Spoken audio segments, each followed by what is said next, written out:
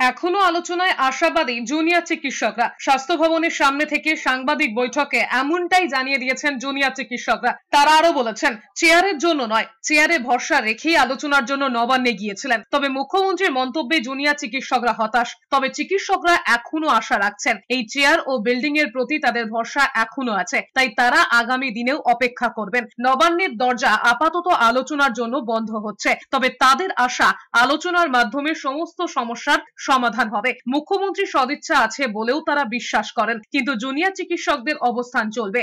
Junior ডাক্তারেরা বলেছেন, 34 দিনের মাথায় এসে আলোচনা ফলপ্রসূ হওয়া দরকার ছিল।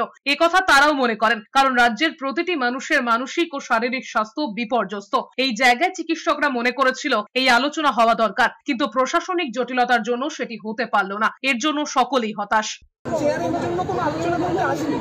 আপনি যদি ওটা ভেবেছেন অত্যন্ত ভুল ভেবেছেন। আমরা এসেছিলাম আমাদের ন্যায় বিচারের দাবিতে, ন্যায় বিচারের দাবি ঠিক, এবং আমাদের যে 5টি দাবি সেগুলো নিয়ে একটি সুষ্ঠু আলোচনা যাতে হয় সেই জায়গাতে সরকার আগে চেয়ারও ছেড়ে দিতে রাজি।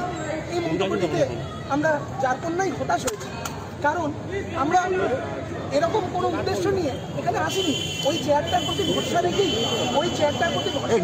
এখানে এসেছি যে আলোচনার মাধ্যমে এই জিনিসের সমাধান সম্ভব।